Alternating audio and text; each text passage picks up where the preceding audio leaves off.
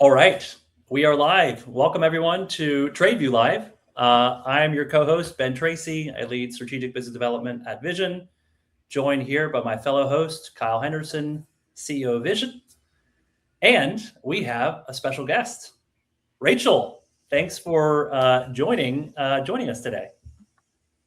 Thank you for having me. I'm super excited to be here. Talk about all things going on in the world, especially when it comes to freight and shipping and what the changes are occurring. Well, we're very excited because I think you're bringing a unique perspective, a wealth of industry experience. Why don't, for folks not familiar with you that have joined, just give us a high level on your background in the industry. Yeah, great. So I've been the Chief Operating Officer at Brooklinen for more than 4 years. Prior to that, I was also Chief Operating Officer for music company, and then I was in the home industry. So dealing in the global business space for well over 25 years now across all different lanes, moving freight around the world, both to the United States and then from the United States outward as well. So lots of experience across the globe dealing with global supply chain and global logistics, as well as sourcing, manufacturing, distribution, fulfillment. Very exciting. So I think, getting your take on what's been going on in the world of global container shipping is going to be really useful as we go through these slides. I guess before we do that, we might have some new folks that are joining here for the first time. Thank you and welcome. Why don't we go through our disclaimers, Kyle? TradeView Live, what is TradeView? What are we here to talk about? Yeah, so the impetus for this live session is our TradeView solution, which has 57% coverage over all ocean freight worldwide. Almost 90% of that is visibility before it ever arrives at destination. And this is 3 times more coverage of the global freight market than any other platform out there. And we've profiled all of the business entities, 1.5 million profiles. We provide 90-day trade forecasts. We've mapped out the networks of suppliers and products, and there's an AI researcher built in to answer your complex questions quickly and easily. And we use this solution to drive much of the content in this presentation and this session today, and even on occasion, pull it up to answer questions live from the audience that flow naturally out of our conversations with special guests like Rachel. Wonderful. And where does all this data come from? So we've built more than 270 different connections over the past 5-6 years.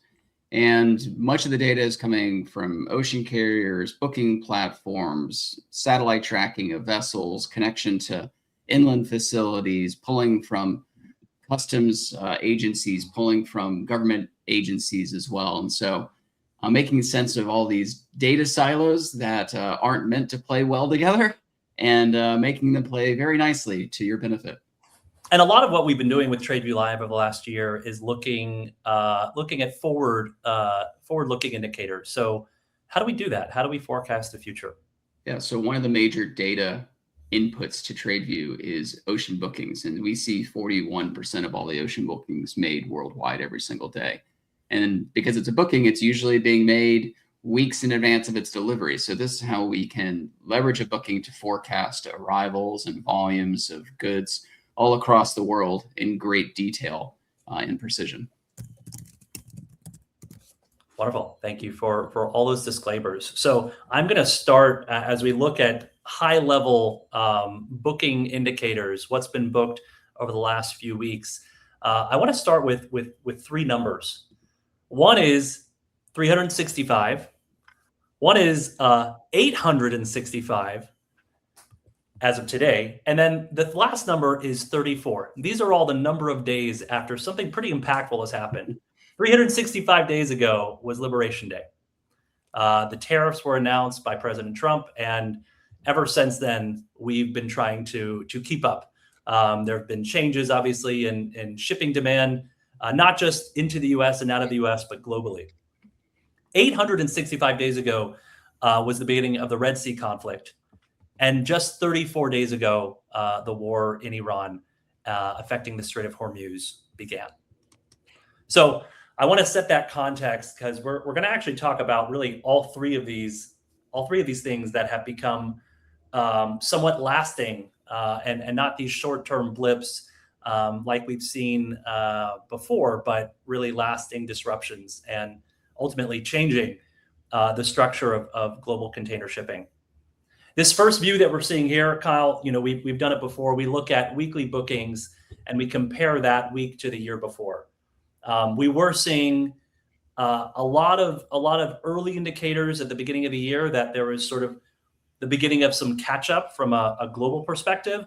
But over the last 2 weeks, it seems like things have been relatively normal, maybe a little bit above from the year before. Yeah, in terms of booking volumes, yes. Routings and unexpected stops of ends of voyage, maybe not so much, but volume-wise, yes, people still want to ship a large volume of freight. And you can see we're past the Chinese New Year, which was happening in mid-February. So that's why you have a big row of red here. But things have been relatively quietish since then in terms of global bookings. So next we'll look at specifically bookings going to the US, which towards the end of last year and the beginning of this year were well below the levels that we had seen the year before. We obviously have the Chinese New Year that dramatically impacted that, I think, in the middle of February, although it was comparing a different week from the year before. Chinese New Year obviously happened earlier in 2025. Since then, though, really over the last 3 weeks, things have also leveled out. We had a bit of a dip in early March, but we're somewhat flat, maybe a couple percentage points below last year's levels, beginning to, I guess you can call it normalize as far as U.S. import bookings overall. But tune in 2 weeks, because when we update this chart again to show what the reaction to Liberation Day was, which was a complete collapse of import or bookings from China to the United States, these numbers will look a bit different at the global level, at the U.S. import level, and on this next slide, China to U.S. bookings as well, which the general theme for this year and since a good portion of late last year has been below the year-over-year trend that you would expect because of the changing of origins of much of freight. And we've put out some pieces recently about how much volume Vietnam has as a origin for the United States now compared to China. But this chart in about 2 weeks is going to be very dark red at the top. And I think what's interesting is going back maybe a little over a month ago to Chinese New Year, where we saw that drop. We saw it obviously return the next week in that almost 2,000% increase. But even since then, we are still below 2025 levels. And what we're all going to expect is in the next 2 weeks, as we compare the month of April to the month of April from last year, that year-over-year change will become even more dramatically lower than it was before. Rachel, I'm curious your reaction to this view as we see just persistently in the red on the right side of that table comparing year-over-year change. Is the volume from China to US ever going to return? At this point, we're almost a year into this where the levels don't seem to be bouncing back. Is this a permanent change? Yeah, I mean, Kyle and I also spoke about this in February. And I think, with the shift to Vietnam, you mentioned, there's also the shift to India, and then there's the consumer spending. I don't think the China volume is ever going to return, especially China to the US. China is actually trying to look at other markets themselves as the US volume has shifted away.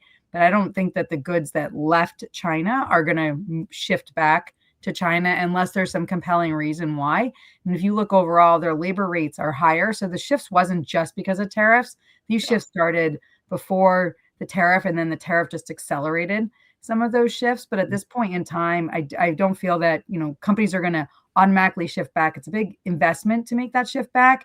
And once you've now established in a lower cost country operating, you're actually going to have more benefit now. And so you want to keep building upon that. So it's really, how does China reinvent themselves for what's next is really what they need to be looking at versus volume shifting back to China.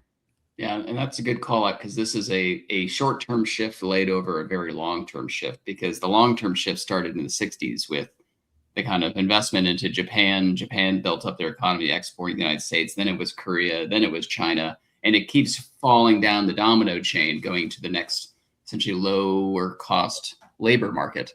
But to your point, the tariffs created a short-term shift.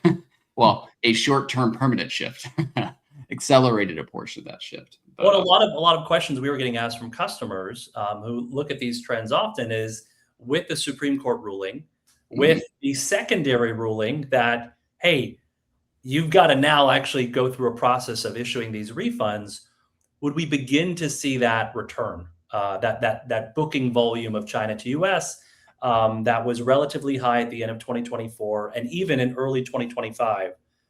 Are we going to see it begin to sort of match at least those levels? And we haven't seen that yet.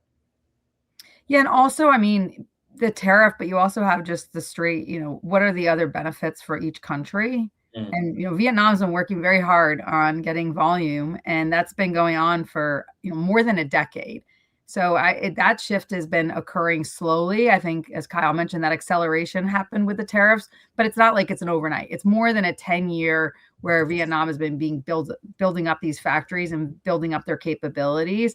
And based on that, and like I said, with their labor markets, their access to not just, the ports now, but access to materials and access to higher end manufacturing, I think that production is there to stay. And I don't see that shifting back. And also it's a matter of where is that next large labor pool as well. And Vietnam is a very young country from a labor population perspective. So they have a lot of, workers that actually can work in these factories, where China is actually approaching on the opposite side of an aging population. Yeah. And speaking of shift, the kind of question is, okay, so China is sending less to the US. Where are they sending it to now?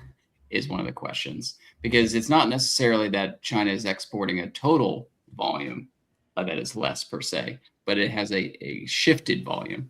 And so that's part of why we brought up China to Europe bookings, because we've seen Europe actually consume a lot of that supply that is still coming from China, but China is no longer sending to the US. So they had to go find other markets. And that's been a relatively recent trend. I mean, we did see some China to Europe bookings down year over year in, I believe, Q3 and early Q4 of last year. But since the last few weeks of 2025 and almost all of January, almost all of February, we've been above last year's numbers for China to Europe bookings. And even in the most recent weeks, 8 to 15% above year over year. And up more than GDP or population growth percentages type of thing. So a meaningful increase. So they found buyers. And it would also be interesting to look at this for South America as well, because that's another spot. And essentially anywhere other than the US has been a spot, whether it's Africa or South America or Europe, for China to start dumping that supply. Yeah, exactly. Now, the question is, as we begin to look at these high-level trends of overall demand, and the fact that we now are on day 34 of this war in Iran, we've seen the global average bunker price go from $576 before the war began. It was $920 just 2 weeks ago. It's now over $1,000 today, effectively doubled. And the China to Europe booking demand is relatively resilient. How long is that resilience really going to last? Even more of a deep dive here, which is bookings out of the Middle East region as a whole. Now, this includes ports that are directly impacted, right? The crane that was damaged in the Jeddah port, as well as ports in the Middle East that are outside of the Strait of Hormuz. This is the region overall. So this would include Israel, for example. We actually have seen a slight increase in bookings when we express it as a 7-day rolling average, a slight increase in the past 2 weeks, which honestly, I was a bit surprised by.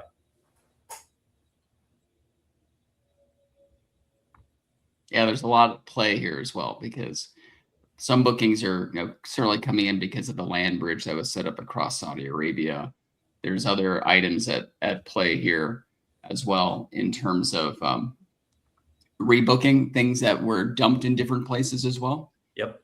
But it's certainly a story to keep following as the events continue to unfold, and it will be a story to certainly watch if there's a U.S. land invasion of Iran. And keep in mind, a booking could be placed for departure a month from now, Yeah. right? On average, it's about 10 days, 10 to 14 days before.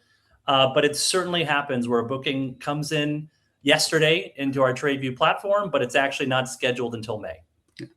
And perhaps in some sense, this is a good chart at showing the resilience of the region to rebound in some way, because the dip we're seeing here is, I got to find a way now, that land bridge, or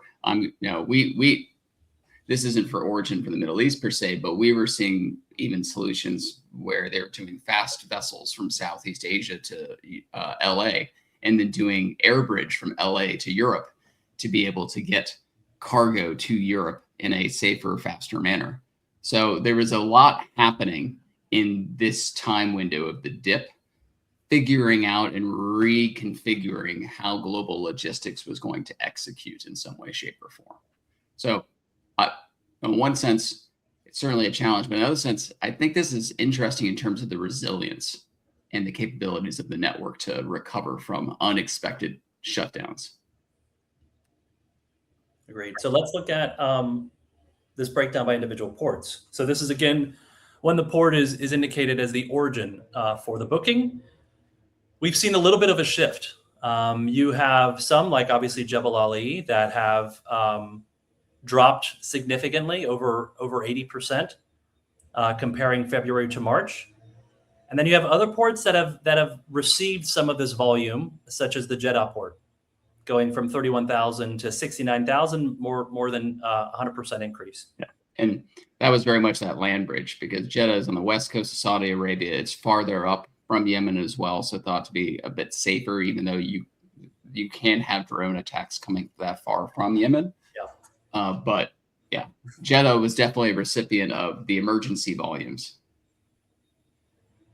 Rachel, do you think that what we're seeing here is going to be short-lived? And what I mean is that irrespective of what happens in the Strait of Hormuz, we don't know if it's going to last another 30 days, maybe another 90 days, maybe something permanent like what's happened in the Red Sea.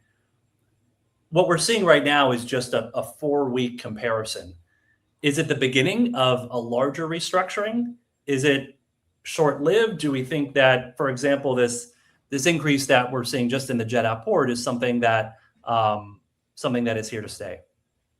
I think right now it's the alternate option, because over the road is more expensive than sea. So it's how sustainable is it for what period of time? Obviously, when you're dealing with certain aspects here of the commodities you're moving, whether it's the natural gas, the oil, the fuel, things like that, people need that. So there's going to be a solution. There's also the pipeline as well. And so I think it's a matter of, if they can make it cost effective and cost efficient, it could be longer term, but finding the way to drive out those costs, because over the road is always more expensive than sea. And so I think it's the short term, but it's how long is the war going to last, right? We all thought the Russia-Ukraine conflict was going to be a year, and here we are multiple years later, and that's still going on. So I think at this point in time, nobody knows, but it's great to see how fast things have shifted around. And I think that's the big key in supply chain today, is the resiliency, finding an alternate solution and not just shutting down your operations. You're allowed to continue and to sustain. Yes, it may cost you some more money, but you're still able to service whatever industry you're in or whatever customers you may have, where the alternate before, like during COVID, we saw complete shutdowns. So I think we've all learned to pivot faster when we have challenges that arise in front of us.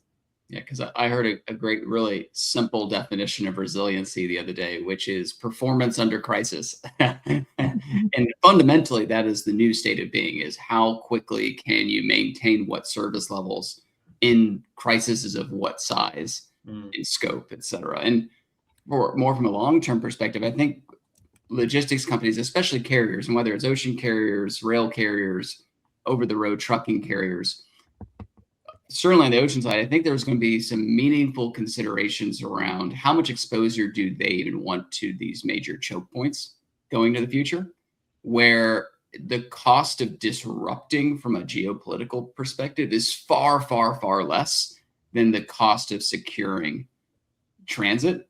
And, and the carriers, especially with their overcapacity issue right now on the ocean side, I don't think have any desire to stop going around the Cape of Good Hope, as long as fuel prices get to be somewhat manageable and fuel is accessible via bunkers. But that's also a system that we're going to have to look at, and how quickly is the bunker situation even responding, and how resilient is that? Because 20% being taken off the market is a pretty big hit, but it shouldn't decimate it type of thing, right? It is recoverable in some way, shape, or form.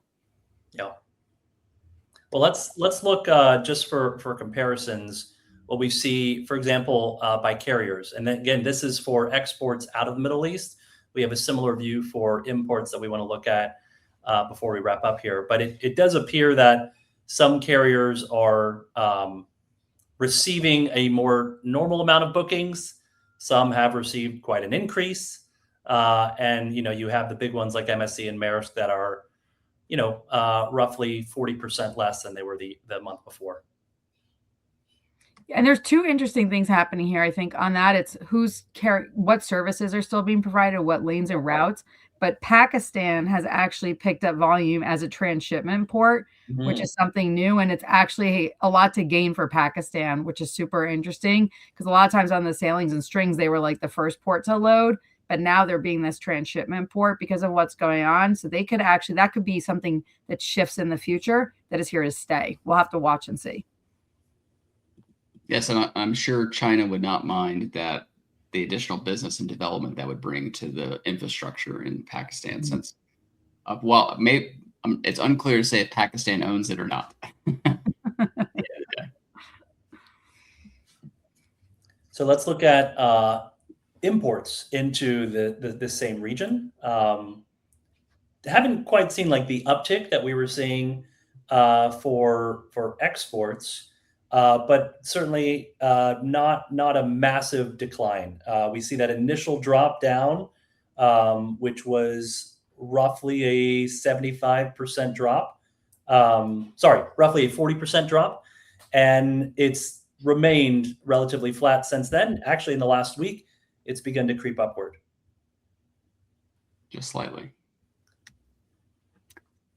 I think in this case, there's a little bit more of a dramatic turn, right? When it's the goods going into these ports, specifically listed as the destination for these goods, sometimes that's really just not an option. And so some of these have almost stopped receiving containers entirely, or we're seeing, 80+% drop, like in the Dammam port, for example, 48,000. The which one? Or also Qasr. Yeah, exactly. And all of these, Jebel Ali dropping from over 100,000 to just over 20,000. And similarly, you have an increase for Jeddah as well, going from 56,000 in February to over 85,000 in March. So a little bit of this rerouting. I think some of the changes are just a little bit more pronounced for imports rather than exports. And then here you have the breakdowns by carrier. Similar declines for MSC and Maersk, but we actually see a decline for CMA as well. When we saw CMA for exports, they had actually seen an increase in bookings. Yeah. For going into the Middle East, it looks like the only carriers that have actually increased is Zim, and that's a very slight bump. And this would be an interesting pattern to try and unearth if we could, because some of these carriers have just publicly said, we will not be accepting bookings into these locations. So stop requesting them. But I'd be curious, how many requests are still coming in but being rejected? And we do sit on some of that data to do some analysis that could have some interesting insights. Yeah, sort of the cancellation rate in comparison to February. The denial rate. Yeah, exactly. So with the last few minutes we have here, Rachel, is someone who has experienced many of these disruptions from COVID and everything before to what happened a little over 2 years ago, beginning with the Red Sea. I think of the Red Sea not just in its geographic proximity to the Strait of Hormuz, but some of the parallels that we're seeing in that it initially was a conflict that emerged that we thought would be over relatively quickly. Here we are over 860 days later, and it's still going on. And there are obviously things that are different. So walk us through as a shipper, as an importer, what are you seeing that is repeating itself so far, the first 34 days of this crisis? And what seems fundamentally different with the Iran conflict that was not the case with the Red Sea? Yeah, I think the longer lead times is probably the most similarities, as long as like the lead times, but also just the routes. So how are you going to move your goods? How are you going to get your goods? And who's pulling complete strings versus who's like just reducing service levels? So there's still a lot going on with what are carriers offering on these routes, and making sure, like, do you have goods that are booked and now you have to go rebook your goods on different carriers or different lanes, and maybe you don't have contracts or relationships with those new carriers. So I think that both times that has occurred, and it's who's going to participate in those levels of service. And I think the one piece that I think is a new variable, I know we don't have it up here, I was thinking about this last night, is the air freight. So before, you could still air freight goods. Today, with the Middle East conflict, a lot has happened, starting first with Russia, Ukraine, and now in the Middle East, that there's closed airspace. So you do want to send goods via air, but now it could cost you more money or just more time because you're flying around closed airspace or trying to get goods from different locations that maybe aren't serviced. So in that case, on the air freight side, you could have more complexity because you may not have point-to-point service. You may have to go to one destination and then go to another destination, which is also happening on the ocean cargo, where we talked about Pakistan with the transshipment. In the past, maybe you had a direct service offering, and now your goods may actually be flowing the opposite way through a transshipment port, which is adding time, complexity, and potentially you're introducing new carriers and complexity of just cost and service, and when am I going to receive the goods? In addition, with this conflict, obviously the impact with oil and energy is manufacturing in other countries that relied on fuel and oil from within the Middle East. So now you could actually have impact in, let's say, India in terms of manufacturing. So you have these indirect impacts. We didn't have that with the Red Sea, so to speak. Right. And so now you have to plan for potential energy issues with manufacturing in another country. And so there's other variables that were not considered. I know we mentioned the land bridge as an alternative option, but that is really only for what is established there. It's different if you're just trying to move goods across a region versus actually from within the region. And so I think it's teaching us all now, like we talked about, resiliency, flexibility, but also like understanding what are those alternate options and where can we actually not just move production, but move goods around the world. And if our vessels do get terminated elsewhere, how are we now going to then get those goods to where we need them to go? And the biggest challenge I'd say today, it's very different, is you have a lot of vessels just floating around the world right now that actually haven't docked. You may not be able to get your product. And so you actually may have to go get new goods made and get those goods because you won't get the other goods for another 30, 60, 90 days. We don't know. And so there's a lot of uncertainty and unknowns. And I think that's the biggest variable right now, where before it was more controlled and contained, where I think this is like larger impacting across larger, vaster area and across many other industries as well.